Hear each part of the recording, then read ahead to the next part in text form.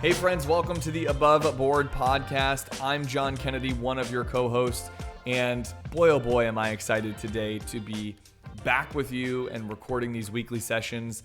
You may have noticed, or maybe you didn't, but we took a couple of months off from our podcast simply because it was just a busy season, and sometimes in life you got to prioritize those things. But I'm happy to be back, and today I wanted to share an idea with you that has certainly shaped a lot of my own growth, personally, in my career, even in my own health. And the idea is this: get in over your head. Now, I know that sounds like the exact thing that your parents told you not to do, right? Like, we've all heard the phrase, don't bite off more than you can chew. But the truth is, if you want to grow into a better version of you, that's sometimes exactly what you need to do. So why am I talking about this today? Well, I read an excerpt from Carl Richards, and he's a well-known industry professional in financial services that I enjoy following and engaging in his content with. And you know, he kind of talks about this related to his own experience as a financial professional and a business owner. And he said, and I'm paraphrasing this, so bear with me, I'll probably butcher it, but the analogy that he used I thought was so good, and there was a visual to this too. So unfortunately, as you're listening to this, you don't get the benefit of the visual. But it was, imagine there's a box, and this is a large box. It's big enough for you to stand inside of. So think of it as like one of those X-ray machines at the airport that you walk through in security.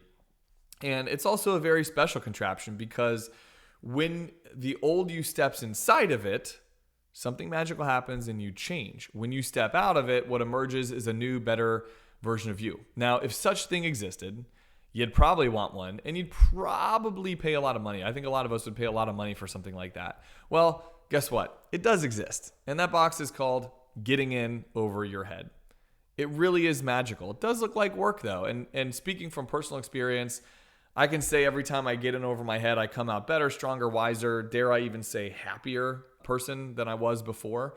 And it can be scary and it can be uncomfortable, but it's worth it every time. And it's funny how that works, that like usually facing the thing that you don't want to do, but you know you kind of need to, but you don't want to do it. It feels very scary, but it ends up being the very thing that helps you grow tremendously. And unfortunately, it's not linear. It's definitely messy because, there's kind of like what you think you can do on one side of it. Then we get in over our head, and then there's what you might actually be capable of or what you might actually be able to do. So in other words, growth happens just beyond the edge of our comfort zone. Same thing can be said for your finances, right? Like I had a friend tell me recently that she and her husband have saved so hard over the years that it hurts. Now, I think a lot of us can probably identify with that, where we have to save so much that those sacrifices that we have to make for the future are very painful today because we have to go without things today. But on the other side of this is an outcome that this friend of ours could never have dreamed of, which is being financially free in their late 30s.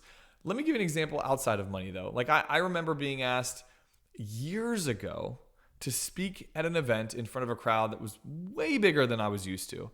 Now, for those, it was maybe 50 people. And for those of you that are speakers by trade, you're probably listening to this saying like, that's not a big deal at all. But for me at the time, even still, an audience of 50 people is a big deal.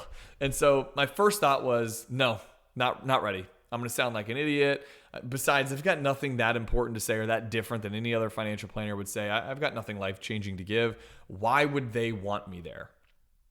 But when I was able to kind of push all of that negative self-talk away and off to the side, I ultimately did say yes. And here's the thing. I was nervous. I mean, like I looked at the date on the calendar of this thing that I had to do, and each day as it got closer and closer ticking by, I was getting more anxious about it. And then when the day came, you know what? I stumbled. I made mistakes. I mixed up my words. I probably didn't land the analogy well that I wanted to, or I spoke too fast, but I realized I could do it. And next time I got better. And it's not a perfect science. I would even say there's been moments where I get worse before I get better. It's like a 2 steps back, one step back, 2 steps forward type of situation. But that one decision to get in over my head, it expanded my limits, or what I believed I was capable of. It gave me a new level of confidence that I never would have had if I had played it safe. Now, I can confidently say I wouldn't be here recording episode 166 of the podcast with you if I hadn't made that one decision 7 years ago. And I think it's easy in my profession, in the world of finance, to play it safe. I guess everyone's profession's like that. I don't know. But you hear a lot of things like stay in your lane, stick to what you know, or don't bite off more than you can chew, as I mentioned moments ago. But you know what? I have a vision that is outsized to just staying in my lane. I want to help a lot of people in this life. So I had to step outside of my comfort zone. And by the way, my entire team shares this vision. It's tremendous for me to see, and it's sometimes I'm awestruck by it, but we love helping people find financial success. And do you know how I know that?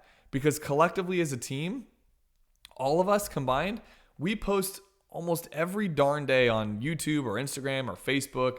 We host monthly webinars on complicated topics, and we do this podcast.